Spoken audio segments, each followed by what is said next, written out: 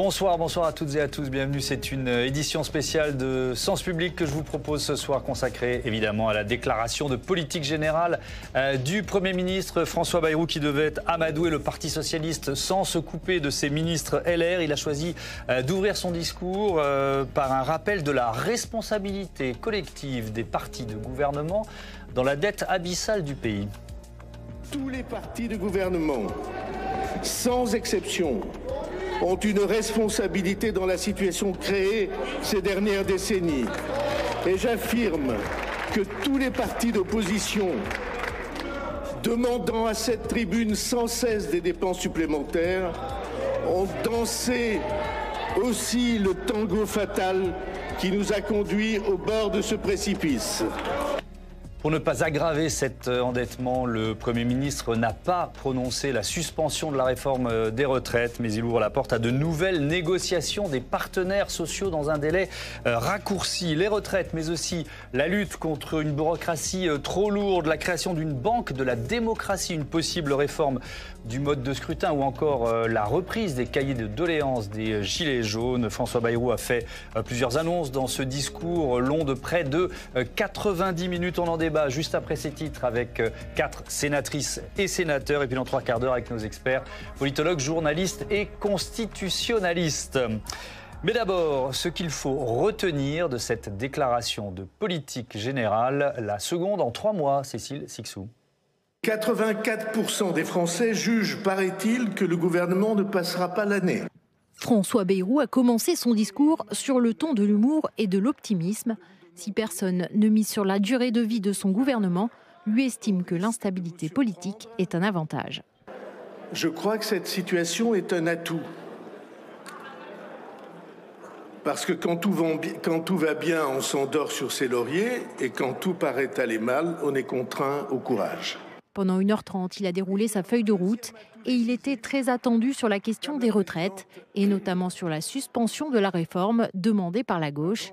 Le Premier ministre a tranché, c'est non, il n'y aura pas de mise en pause mais l'ouverture de nouvelles négociations avec les partenaires sociaux. Nous pouvons, j'en ai la conviction, rechercher une voie de réforme nouvelle, sans aucun totem et sans aucun tabou, pas même l'âge de la retraite, à condition qu'elle réponde à l'exigence fixée. La seule exigence fixée est que nous ne pouvons pas laisser dégrader l'équilibre financier que nous cherchons et sur lequel presque tout le monde s'accorde. Côté politique, François Bayrou souhaite créer une banque de la démocratie pour financer les partis politiques et les campagnes électorales afin d'éviter les financements privés. Il veut aussi introduire la proportionnelle aux législatives, l'un de ses chevals de bataille. Cette adoption du principe proportionnel pour la représentation du peuple dans nos assemblées s'accompagnera probablement, comme l'a dit le président du Sénat, nous obligera à reposer en même temps la question de l'exercice simultané d'une responsabilité locale et nationale.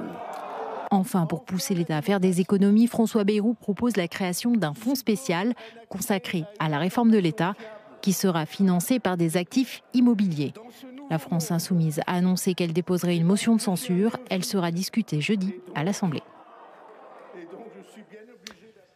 François Bayrou a-t-il convaincu? Je pose la question tout de suite à mes invités. Marion Canales, bonsoir, bienvenue. Vous êtes sénatrice PS du Puy-de-Dôme. François Patria, bonsoir et bienvenue. Bonsoir. Sénateur Renaissance de la Côte-d'Or et président du groupe RDPI Renaissance ici au Sénat. Agnès Evren, bonsoir, sénatrice LR de Paris. Et Joshua Auchard, bonsoir, sénateur Rassemblement National du Nord.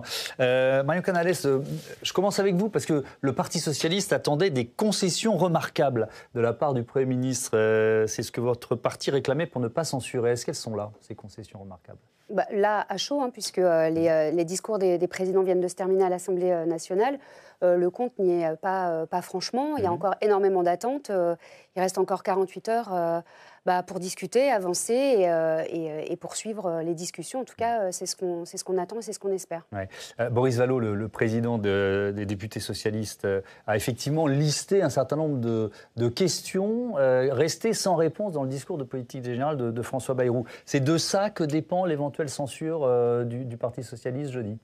Oui, et puis déjà, il a fallu attendre. Alors, nous, Madame Borne a lu le discours, mais il a fallu attendre. Oui, en même temps, je le rappelle aux téléspectateurs, pendant que François Bayrou lisait son discours à l'Assemblée, Elisabeth Borne le faisait ici. Elle a été beaucoup plus rapide d'ailleurs, le débit n'est pas le même. Donc il a fallu attendre, en tout cas au Sénat, près de 50 minutes pour avoir enfin des sujets évoqués, simplement brossés sur le pouvoir d'achat. Nous, on a beaucoup d'attentes sur les sujets qui intéressent profondément les Français. Il a été évoqué avant ces sujets d'importance, le cumul des mandats et d'autres sujets qui semblaient en tout cas beaucoup moins prégnants pour nous. Donc il y a encore beaucoup d'attentes. Bon, il y a une porte entrouverte, si je comprends bien. François Patria, est-ce que vous n'avez pas le sentiment que François Bayrou a renvoyé la patate chaude des retraites aux partenaires sociaux ce soir ? Écoutez, je ne pense pas, parce qu'on voit bien l'impasse dans laquelle on était. On était inaudible et impossible de discuter autour des retraites. Impossible. On avait l'impression qu'il y avait un blocage total. Et moi, c'est une proposition que j'avais faite quand j'ai rencontré le Premier ministre, de dire, est-ce que plutôt que de parler de suspension ou d'abrogation, on ne peut pas donner un point gagnant à ceux qui demandent des choses aujourd'hui, et qui demandent sur 4 points, pas seulement les retraites, en leur donnant la possibilité, en peu de temps, je crois que la transiger sur 4 mois, d'avancer sur les sujets qui sont aujourd'hui difficiles dans les retraites, que sont la pénibilité, les carrières longues, l'emploi des seniors, etc. D'accord pour dire que cette réforme, elle peut être améliorée. Elle peut être améliorée. Et de le dire dans un esprit gagnant, en disant, je donne 4 mois aux partenaires sociaux pour arriver à trouver les voies d'amélioration de la retraite et de son financement. Et on essaye d'arriver. Dans les 4 mois, on y arrivera. Ouais. Donc, je pense que là, aujourd'hui... 1 mois à aujourd'hui... la Cour des comptes pour faire un bilan et ensuite 3 mois aux partenaires sociaux. 4 mois en tout. Donc, c'est un délai suffisamment court pour que ça ne renvoie pas aux 40 grecs. Et dans le même temps, ça fixe un objectif à ceux qui souhaitent aujourd'hui... Tout le monde pense que cette loi peut être améliorée. Il faudra même y revenir un jour, je pense. Et là, donc, il a ouvert une porte qui me paraît la bonne aujourd'hui, plutôt que de créer un vrai maras de difficultés financières et autres, de crédibilité vis-à-vis des marchés, etc., par une suspension pour laquelle il aurait fallu une loi et qui aurait créé un désordre extraordinaire dans le fonctionnement actuel. Je pense qu'il a trouvé une solution. Je l'avais, à titre personnel, préconisé. Je suis... La suspension, elle était rejetée. On a lu à la fois le président du Sénat, Gérard Larcher, mais aussi le président des députés LR, Laurent Wauquiez, ce week-end, le dire très clairement, mettre la pression. Donc j'imagine que vous deviez être relativement satisfaite de voir que le mot n'est pas prononcé. Maintenant, 3 mois pour renégocier. Si je me souviens bien, quand Jean-Paul Delevoye avait été nommé au commissaire, ça avait pris 2 ans avant d'aboutir. Alors, c'était pas la même réforme, c'était une réforme à points, etc., une retraite à points. Certes, mais quand même, 3 mois. Écoutez, moi je trouve qu'au contraire, la raison l'a emporté sur la démagogie, parce que pour nous, la priorité des priorités, c'était d'avoir un régime de retraite qui soit à l'équilibre. On ne va pas aggraver le déficit. Et c'est vrai qu'il est, dans l'horizontalité, confié aux partenaires sociaux l'idée de retravailler sur cette réforme qui, il est vrai, était considérée comme étant injuste, en fait, par les Français.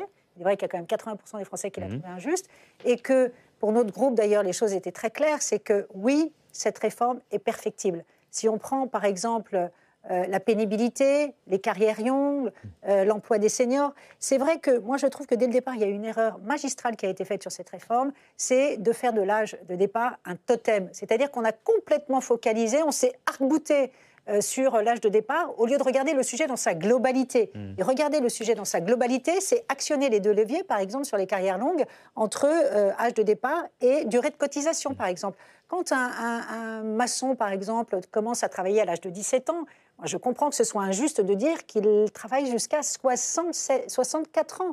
Oui, ça n'est pas normal. Et donc, dans ces conditions, c'est bien d'essayer d'améliorer, de rendre les choses plus justes. Ouais, alors, sur la méthode, tiens, je vous donne la parole tout de suite. On écoute l'extrait de la déclaration de politique de François Bayrou, politique générale, quand il emploie un terme intéressant, amusant, qui nous ramène au Vatican, le conclave. Je proposerai aux représentants de chaque organisation de travailler autour de la même table, de s'installer dans les mêmes bureaux, ensemble, pendant 3 mois, à dater du rapport de la Cour des comptes. Si au cours de ce conclave, c'est ce qu'on dit quand on ferme les portes, si au cours de ce conclave, cette délégation trouve un accord d'équilibre et de meilleure justice, nous l'adopterons. Bon, Joshua Hauchard, évidemment, ma transition, elle est facile. Espérez-vous une fumée blanche? Non, sérieusement. Peut-être sur les retraites, il y a cette question-là, effectivement. Est-ce que vous pensez qu'en 3 mois, on peut aboutir? Et puis, il y a une autre question, qui est un peu la même question que je posais tout à l'heure à Marion Canaës. Est-ce que vous allez censurer ou pas? Oui. Non, sur les retraites, je pense que les Français le demandent. Il y a une modification de cette réforme des retraites. D'ailleurs, M. Bayrou a reconnu globalement le passage en force de cette réforme des retraites et cette injustice de la réforme des retraites. Ça avait un goût assez savoureux au Sénat quand c'était prononcé par Elisabeth Borne, alors que c'est elle qui a fait passer cette réforme des retraites. Donc on prendra toute notre part à cette réforme. Marine Le Pen a proposé une autre réforme qui n'est pas l'abrogation pure et simple, qui est une autre réforme des retraites plus juste pour les Français. Maintenant, mais en passant par quelle méthode ? Mais on prendra notre part à la discussion, je pense, et ensuite on sera dans le débat public. On reste la première force d'opposition, mais la première force politique dans ce pays, donc on prendra toute notre part. Maintenant, sur la censure, on censure un gouvernement qui annonce des choses. Ce soir, François Bayrou a annoncé ni mesures concrètes, ni calendrier précis. Il a annoncé un conclave sur les retraites, une discussion sur la proportionnelle, une négociation sur la Nouvelle-Calédonie, un comité interministériel sur l'immigration. Il n'y a pas de mesures concrètes ce soir. Rien, à l'heure aujourd'hui, de notre côté, ne justifie la censure. Maintenant, on attend les actes dès demain sur le budget et sur les différentes négociations pour le censurer. Le moins qu'on puisse dire à la sortie de ce discours de François Bayrou, c'est qu'on est autant dans le flou maintenant qu'hier. Alors, vous dites qu'on est dans le flou, mais Cyrielle Châtelain, qui dirige les députés Europe Écologie et Verts, elle est catégorique, ce sera la censure. On l'écoute. Cyrielle Châtelain, tout de suite. Globalement, au sein du groupe écologiste et social, nous étions atterrés par un discours indigent, qui était flou, qui donnait à la fois des clins d'œil au RN, qui avait tendance à noyer le poisson. Rien n'était clair, rien n'était précis. La seule chose qu'on a retenue, c'est que le gouvernement ne reviendra pas sur la réforme des retraites, il n'y aura pas de suspension. Et l'autre chose, c'est que l'écologie importe peu, puisqu'au final, c'est 158 mots au bout d'1h15 de discours sur l'écologie de la part du Premier ministre. Donc très concrètement, pour le groupe écologiste et social, tant que ce gouvernement s'obstine, reste sectaire et se refuse de prendre des mesures pour changer la vie des Français, nous le censurons. Plus péremptoire que vous, pourquoi ? Plus péremptoire, déjà une réaction... La décision est prise, quoi. Oui, la décision est prise, mais moi, je veux dire, il y a encore un Comme la dernière temps. fois, c'était déjà le cas lors de la précédente censure. C'est Ouais. qu'avant même que Michel Barnier fasse son discours de politique générale, d'emblée et a priori, le gouvernement a été censuré. C'est quand même dommage. Vous savez, les Français veulent qu'on avance.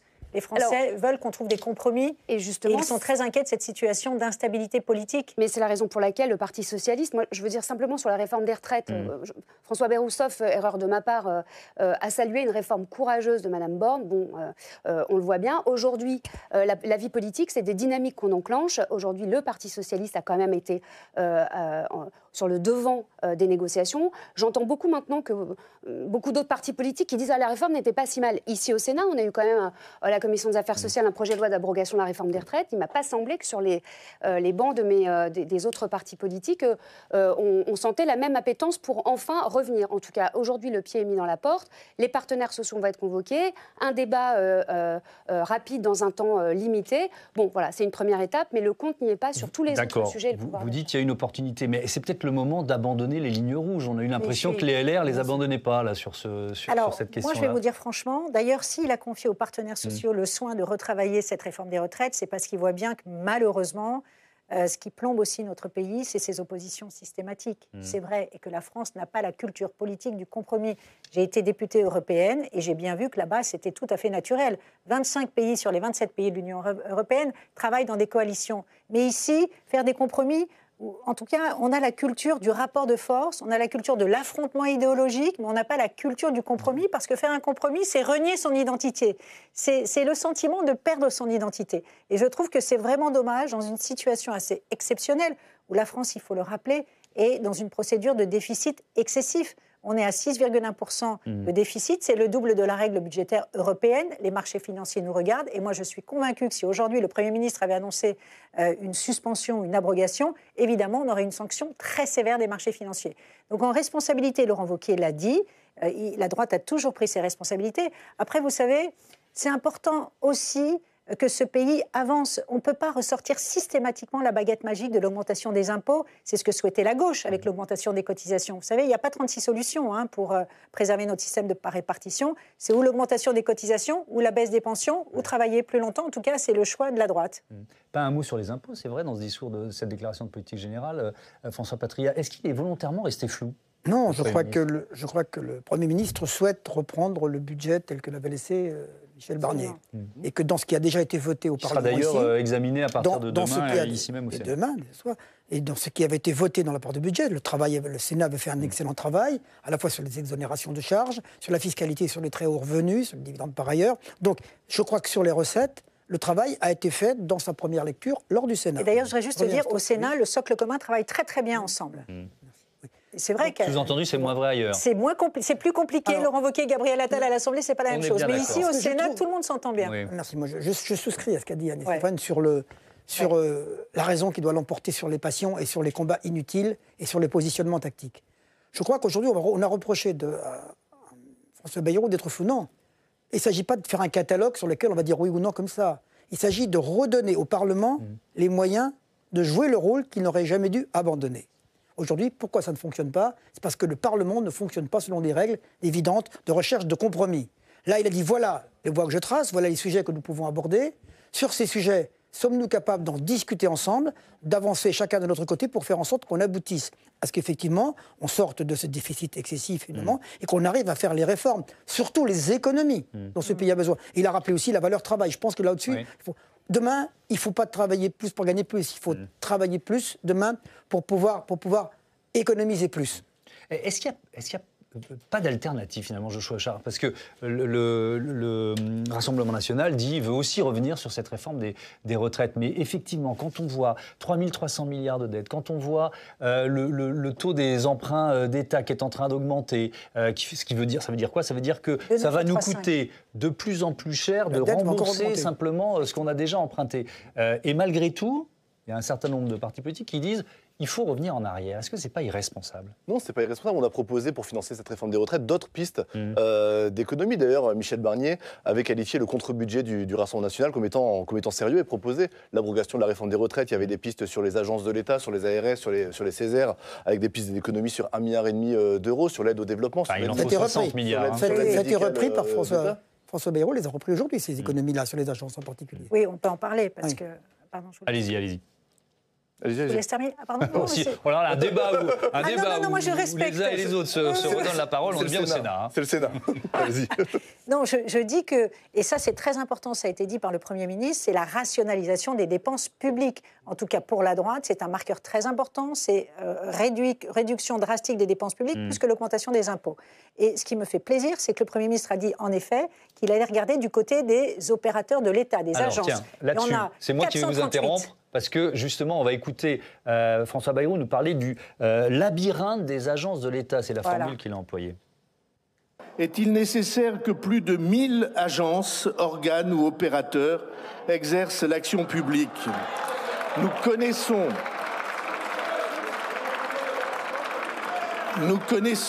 le rôle précieux de plusieurs d'entre elles, comme France Travail. Mais ces 1000 agences ou organes, sans contrôle démocratique réel, constitue un labyrinthe dont un pays rigoureux et sérieux peut difficilement se satisfaire. Voilà, je vous ai interrompu, je vous laisse conclure. Et je vous remercie. C'est juste un délice de bureaucratie. Il a entièrement raison. Il n'y a pas une réunion de groupe politique présidée par Mathieu Darnaud et Gérard Larcher où je n'entends pas parler systématiquement, depuis la construction de ce budget, de l'impératif absolu de rationaliser ces agences de l'État. Il y en a 438, c'est 470 000 agents. On a ouvert l'émission, désolé de vous interrompre, mais j'ai parlé on a diffusé cet extrait du discours de François Bayrou parlant de ce tango fatal qui est à la fois celui des partis de gouvernement, mais aussi des partis d'opposition sur l'endettement. Le tango fatal, il est vrai aussi pour les agences de l'État. Pardon, ça fait 35 ans que j'entends chaque Premier ministre me dire on va avoir un choc de simplification. Je ne l'ai jamais vu. Vous avez tout à fait raison. Ça fait 50 ans que, moi je le dis, il y a une espèce de concours de lâcheté. Ça fait 50 ans que tous les gouvernements successifs disent il faut absolument réduire la dépense publique. Là, il faut le faire. Personne ne sait combien il y a exactement d'agences. Quel est le rôle de ces agences ? On ne sait pas non plus. On nous dit entre 438 et 1000 que ça pourrait compter entre coûter 70, 80, 90 milliards. Personne ne sait exactement. Et donc, nous, en tout cas, au groupe Les Républicains, ici, nous allons tout faire. Parce que vous savez, on pourrait faire 3 milliards d'économies si déjà, en nombre d'agents, il y en a 470 000, on réduisait à 400 000. Marion Canales. Moi, je suis un peu stupéfaite d'une chose quand même, c'est dans l'introduction de François Bayrou, c'est pointer du doigt systématiquement tous les partis de gouvernement, opposition, etc. C'est faire le jeu de qui ? De celles et ceux qui n'ont jamais été dans un gouvernement. Et ça, vraiment, je trouve que... Ou c'est de la lucidité. Pour introduire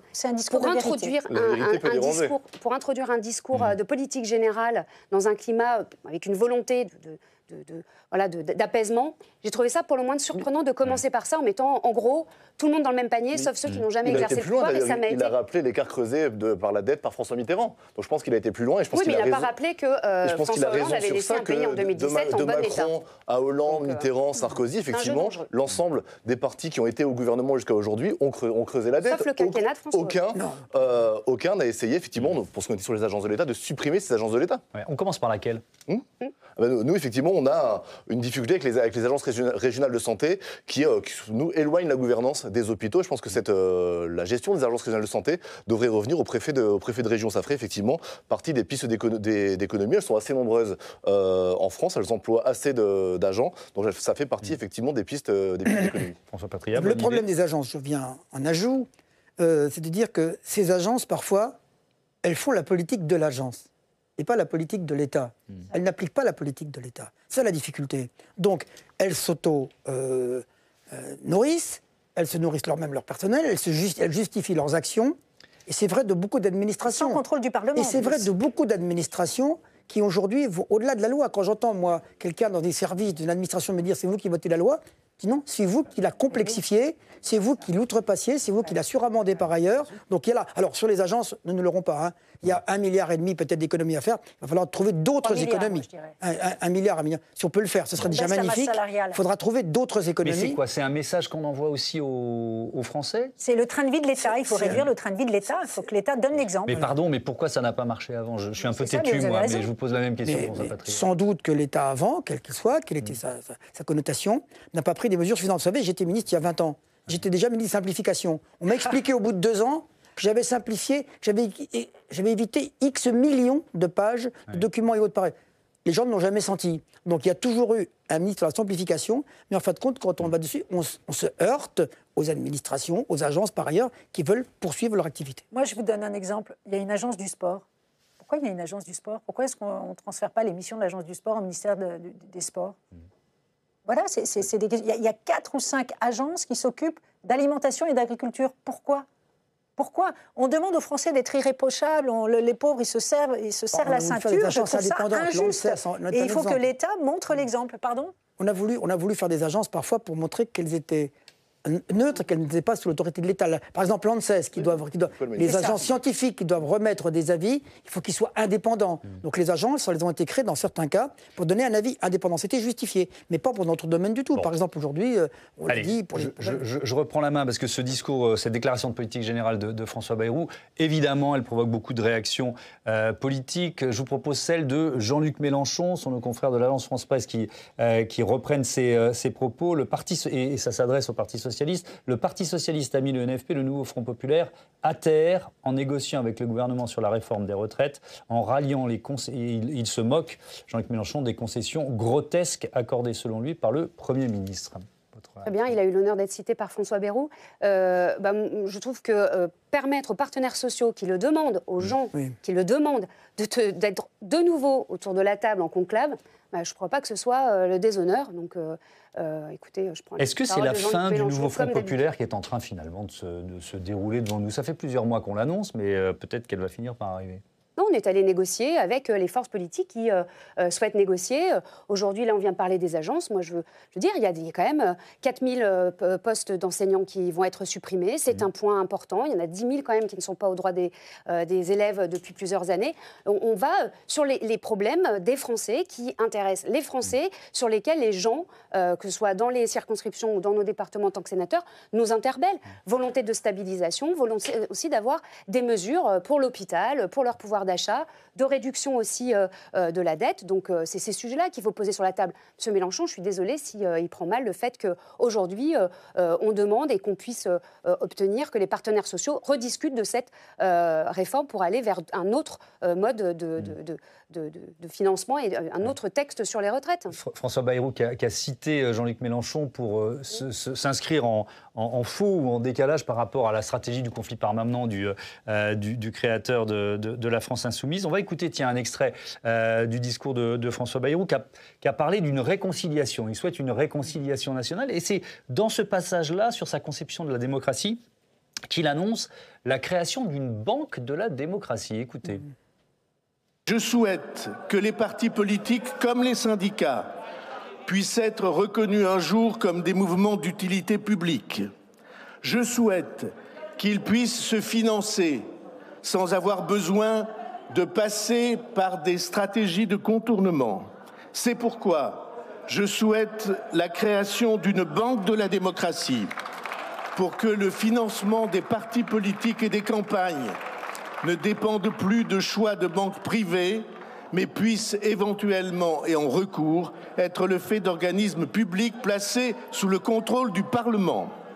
Est-ce que c'est un cadeau fait à Marine Le Pen, Joshua Auchard? Non, je pense qu'il n'y a pas de cadeau fait à Marine Le Pen de la part de François Bayrou. C'était une de ses revendications depuis longtemps. Vous parlez effectivement tout à l'heure de la fin du nouveau Front populaire. Alors, ce n'était pas ma question. Moi, je vous pose la question de la Banque de la démocratie. Est-ce que c'était une demande de Marine Le Pen et finalement, de la part du nouveau Premier ministre, une réponse à sa demande? On a pas mal de constats, effectivement, que Marine Le Pen fait, le Rassemblement national fait depuis des années, qui sont repris aujourd'hui, non pas en solution, mais en tout cas en constat par François Bayrou, encore une fois, au-delà des paroles. Attendons les actes. On avait demandé effectivement la Banque de la démocratie, on a demandé le scrutin à la proportionnelle, il en a parlé, ce qui permettra d'ailleurs peut-être de sauver le PS sur les prochaines élections et de se détacher de la France insoumise. Il a parlé effectivement de la pression migratoire, notamment à Mayotte. Donc je pense qu'il y a pas mal de constats de Marine Le Pen, du Rassemblement national, qui ont aujourd'hui été repris par François Bayrou. Mais encore une fois, au-delà des mots, attendons les actes concrets et les propositions qu'il va nous faire dans ce sens. Je vous pose la même question, François Patria. Cette Banque de la démocratie, c'est un coup politique? Oui. Non, c'est une annonce parmi d'autres, j'allais dire, qui me paraît nécessaire aujourd'hui. On sait bien les difficultés qu'ont certains partis politiques, certains élus pour trouver aujourd'hui des financements. Il ne faut pas qu'ils passent sous les fourches codines de banques qui ne veulent pas ou qui leur posent des gros problèmes. On a vu d'ailleurs que lors des dernières législatives, beaucoup de parlementaires en campagne ont eu des difficultés à trouver les financements de leur campagne. Donc si demain, ça permet à la fois d'assainir, de clarifier, de rendre plus transparent la vie politique, ce n'est pas une mauvaise du tout. Mais vous savez, le message de réconciliation, c'est le message initial de François Bayrou. Il parle depuis 40 ans de réconciliation dans ce pays. S'il arrive à faire bouger un peu les choses aujourd'hui et à sortir de l'impasse dans laquelle nous sommes aujourd'hui et trouver un petit peu de stabilité, ce sera déjà un bel effort et ce sera déjà une grande avancée. Dans ce chapitre consacré à la démocratie, il y a évidemment eu la question du mode de scrutin, Agnès Evren, avec l'hypothèse, c'est pas une décision actée de la part du Premier ministre, on peut dire que ça rentre dans la case des flous que vous regrettiez certains et certaines d'entre vous, mais hypothèse d'introduire une dose de proportionnelle aux législatives. J'ai lu que Laurent Wauquiez y était opposé, et vous? Écoutez, moi, je ne vous le cache pas que je suis assez partagée. Je suis élue de Paris. Je pense que, pourquoi pas, une dose de proportionnelle pour les grandes villes, en fait. Parce que... Est-ce que c'est un moyen de réconcilier les Français avec leurs élus? Parce qu'on est quand même dans une période de détachement et le mot est faible. Et voilà. Et c'est pour ça que je me dis, si on peut œuvrer à rapprocher nos institutions des électeurs, c'est important. Parce qu'aujourd'hui, il est vrai que notre pays est fracturé entre des générations, entre des opinions, entre des territoires, et que le mot réconciliation était aussi le leitmotiv du président Emmanuel Macron, et qu'on voit bien aujourd'hui qu'il y a une forme de divorce entre d'un côté les électeurs et la classe politique, il y a une forme de défiance abyssale. Moi, je vois, avant, quand on était au service du bien commun, il y avait une notion de respect. Aujourd'hui, beaucoup de Français considèrent que l'action politique n'a plus d'impact sur leur quotidien. Et ça, c'est assez grave, je trouve. Ça, c'est assez grave. Et c'est pour ça que j'apprécie que le mot réconciliation ait été, en tout cas, employé par le Premier ministre. Oui. Marion Canales, votre avis sur cette partie du chapitre du discours de François Bayrou? À la fois, vous n'avez pas répondu sur la Banque de la démocratie, mais peut-être aussi sur la proportionnelle. Jean-Charles Auchard disait que ça va sauver le PS. C'est un commentaire. Non, je crois que ce qui est intéressant, c'est de voir qu'aujourd'hui, la culture du compromis, de la réconciliation, comme il l'a pu le dire, devient presque une forme de radicalité. On a l'impression que quand on cherche le compromis, on devient un peu radical, qu'il faudrait être extrêmement acerbe pour pouvoir exister. Aujourd'hui, la défiance que les personnes, que les habitants, les citoyens ont à l'égard du politique, c'est parce qu'il y a des attentes énormes et qu'aujourd'hui, il faut qu'on réponde aux urgences qui sont les leurs. La création de postes à l'hôpital, la création de conforter les services publics qui sont en déshérence. C'est des réponses concrètes. En fait, c'est pour ça aussi que parfois les citoyens ont tendance à considérer qu'on n'est pas forcément. On a quand même plus donné utile un possible. spectacle d'irresponsabilité pendant toute cette période avec les censures, alors que la situation est gravissime. Et c'est vrai que Jean-Luc Mélenchon met de l'huile sur le feu.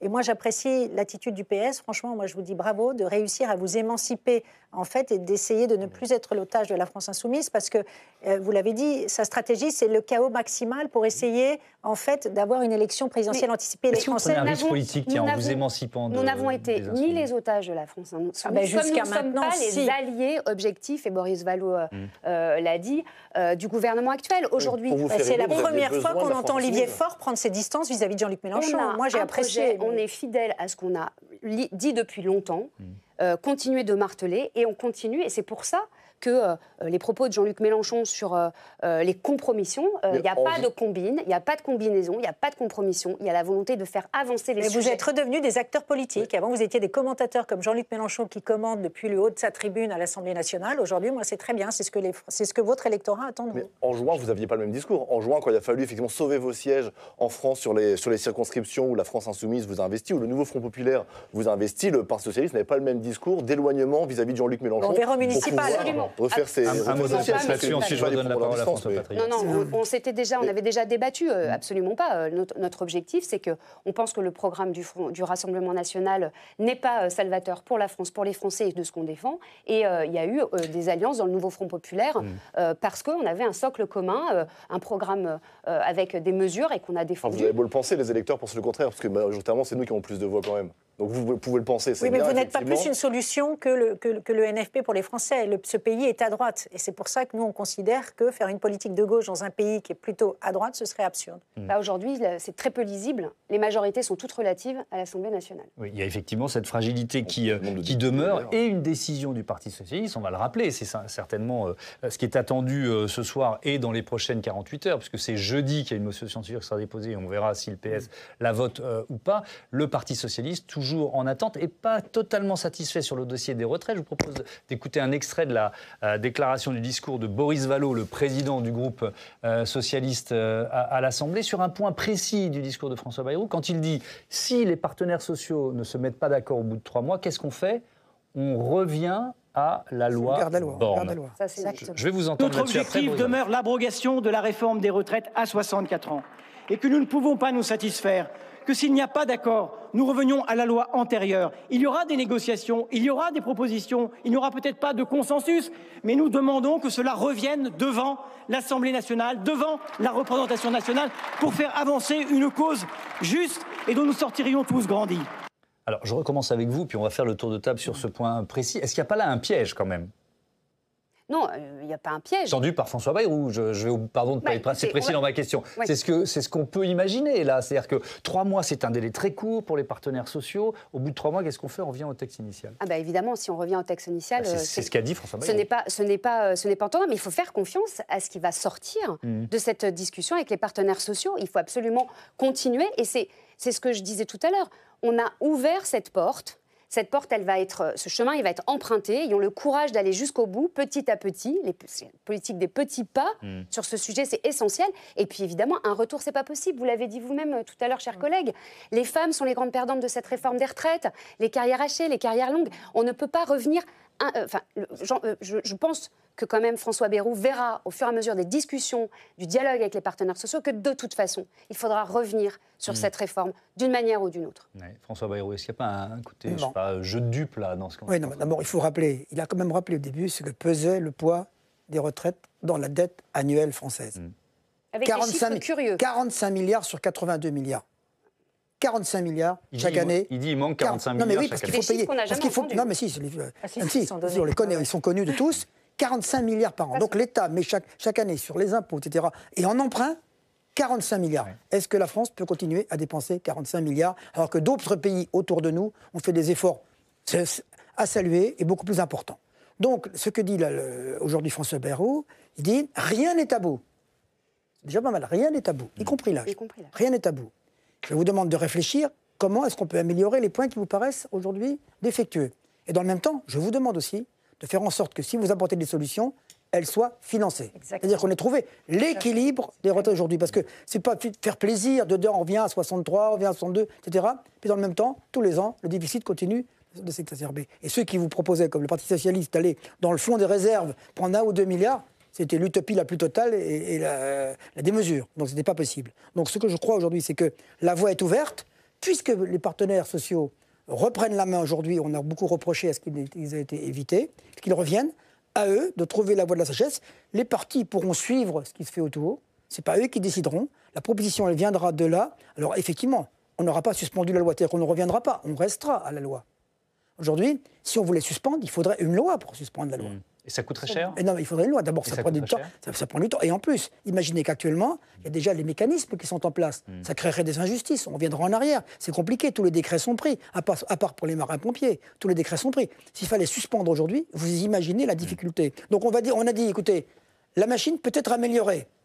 Si on l'améliore bien et qu'on trouve l'équilibre, eh bien, on le votera. Sinon, on restera où on est aujourd'hui. Bon. Je pense que c'est la sagesse. Personne ne souhaite que les partenaires sociaux n'y arrivent pas. Et moi le premier, hein, j'espère que ça va marcher. Revenir à la loi Borne, oui, non? Agnès Evren ? Écoutez, à partir du moment où il n'y a pas de dégradation du système, enfin de l'équilibre financier du système de retraite, nous, ça nous va. Mais je regrette qu'en effet, il y ait encore une fois des angles morts dans cette réforme, en fait, sur lesquels nous devons travailler. La pénibilité, les carrières longues, l'employabilité des seniors, c'est pas normal qu'en France, besoin, pardon, en 55 ans, qu'on soit mis en dehors de la société. Les partenaires sociaux pour revenir sur ces angles morts, forcément. Sans doute qu'il a pris conscience, hélas, que la culture du compromis n'étant pas ce qu'il y a de meilleur chez nos élus actuellement, eh bien, vous avez dit refiler la patate chaude, mais c'est pas mal que les partenaires sociaux, c'est aussi leur rôle. Ce qui compte pour nous, pour la droite, c'est de sauver notre système par répartition qui est déjà insuffisant. Il faut le rappeler, on va passer d'ici à 10 ans de 18 millions à 24 millions de retraités. Et à horizon 2050, on aura un cotisant pour un retraité. Et donc, nous devons sauver ce système. Permettez-moi aussi de rappeler qu'il y a quand même un jeu, avec cette réforme d'Elisabeth Borne, un jeu de vase communicant. C'est-à-dire que de toute façon, malgré l'âge à 64 ans, les personnes ne partent pas à la retraite, sont en maladie, sont arrêtées, etc. Et qu'on l'a vu dans le rapport qui a été fait par la Commission des affaires sociales au printemps dernier, il y a un phénomène de vase communicant des dépenses que de toute façon cela crée pour le budget. C'est 14% du produit intérieur brut. Donc c'est quand même. Oui, mais si les gens travaillent jusqu'à 64 ans, s'ils travaillent 2 ans de plus, ils cotisent 2 ans de plus. C'est ça. Il faut comprendre ça. Ils se mettent en arrêt maladie. Attendez, pas tous. Mais c'est ceux qui travaillent. Celles et ceux qui la majorité travaille. La majorité travaille quand même. La majorité. Donc ceux-là, ils cotisent plus. Et ça améliore nettement le solde quand même. Vous savez, c'est assez anxiogène en fait cette réforme. Pourquoi ? Parce qu'il y a une tendance lourde en Europe en fait au travailler moins. Et que là, on demande aux Français de 2 ans de plus. Alors forcément, c'est toujours un peu difficile. L'augmentation Surtout que le travail n'est pas rémunérateur. Est-ce qu'on peut être à contre-courant de l'Europe là-dessus ? 2 choses. Je pense qu'on peut être à contre-courant de l'Europe, effectivement, même si l'Europe nous dicte beaucoup trop de règles. Deux choses sur le délai, sur les solutions. Sur le délai, 3 mois, c'est long. Et en même temps, c'est long pour les Français qui attendent une réforme de cette retraite. Et en même temps, c'est court pour pouvoir effectivement se mettre d'accord sur une modification de cette réforme des retraites, voire sur une abrogation. Emmanuel Macron, je pense, lors de ses vœux, si ma mémoire est bonne, a soumis notre idée. Il parlait du référendum. Pourquoi ne pas faire de ce texte sur la réforme des retraites et au-delà des partis politiques qui n'ont pas la culture du compromis, vous le dites, faire confiance aux Français pour choisir le texte sur la réforme des retraites. Quelle est leur position sur la réforme des retraites? Ils sont majoritairement contre. Non, il y aurait une question qu'on pourrait poser. Quelqu'un travaille plus, forcément. Non. Il y aurait une question qu'on pourrait poser. Êtes-vous pour ou contre la retraite par répartition? Qu'est-ce que répondraient les Français? Non? Oui. Attendez, ils répondraient quoi? Non, mais je pense et après, on leur dit la deuxième question. Je pense que la question est plus Donnez-vous une dose de capitalisation. Pourquoi pas? Êtes-vous pour ou contre? Et après, Ah d'accord, si vous êtes pour, il faut en assurer le financement. Et on revient à la case départ. C'est ça. Vous croyez vraiment qu'Emmanuel Macron va prendre le risque d'un référendum sur les retraites? Si la question est là, je la poserai bien. La question est sur quel sujet va-t-il prendre le risque? Parce que sur le référendum, on voit quelques sujets comme l'immigration, comme la réforme des retraites. Je ne le sens pas capable, je ne le sens pas prêt à prendre le risque sur l'un de ces deux sujets. Est-ce que François Bayrou a demandé son avis à Emmanuel Macron avant d'écrire son discours de politique générale? J'imagine qu'ils ont échangé, je ne le sais pas, je ne vais pas parler avec eux, mais j'imagine qu'ils ont échangé. Ils se sont rencontrés à plusieurs reprises. Je crois que le président avait une vision de ce qu'est aujourd'hui la politique de l'offre, qu'on conteste aujourd'hui, de la réforme des retraites, des réformes structurelles. Je pense qu'ils en ont parlé ensemble, évidemment. Et après, il y a un respect de la Constitution. C'est l'article 20 de la Constitution qui dit que le Premier ministre détermine et fixe la politique de la nation. Et connaissant un peu la personnalité de François Bayrou, je pense qu'il ne sera pas forcément le collaborateur du président de la République, mais qu'il essaiera d'agir en toute autonomie. Est-ce que pour durer, François Bayrou n'a pas l'obligation de se démarquer le plus possible du président de la République? J'ai pas le. Alors là, je vous avoue que pour durer, déjà, qu'il arrive à nous convaincre, à donner, en tout cas, des vraies avancées. Voilà, pour durer, il faudra qu'il ne soit pas censuré. Aujourd'hui, je ne pense pas que l'idée, c'est de censurer François Bayrou pour censurer indirectement Emmanuel Macron. C'est pas le sujet. C'est que la politique doit être faite de propositions claires, assumées. Le discours politique général aujourd'hui de François Bayrou n'était pas suffisamment clair, précis. Pour l'instant, vous ne regrettez pas d'avoir été aussi engagé dans un processus de discussion et de négociation avec François Bayrou? On ne peut jamais regretter de discuter. Je l'ai dit, on n'a pas dit qu'on était les alliés, que ad vitam aeternam, on voterait tout ce que François Bayrou nous proposerait. Il y a plusieurs étapes. Parce qu'on voit bien le risque politique que vous êtes en train de prendre avec la réaction de Jean-Luc Mélenchon que j'ai lu tout à l'heure. Mais on verra. Jean-Luc Mélenchon n'est à ce stade pas un parlementaire, mais aujourd'hui, guide génial, non? Aujourd'hui, on a plusieurs étapes. Il y a le discours de politique générale, il y aura le budget. Il y a plusieurs étapes qui méritent à chaque fois qu'on pose et les enjeux pour les Français et les solutions et les réponses qu'on pense apporter, tous les partis politiques, et les réponses qui seront apportées par le gouvernement, et d'en faire cette synthèse pour voter ou pas des budgets et pour avancer dans le sens des Français. Allez, il nous reste 2 minutes. Tiens, il y a une dernière question que je voudrais vous poser, François Patriat, sur les doléances, les cahiers de doléances des gilets jaunes qui devaient servir, je ne sais pas, à caler une commode à l'Élysée.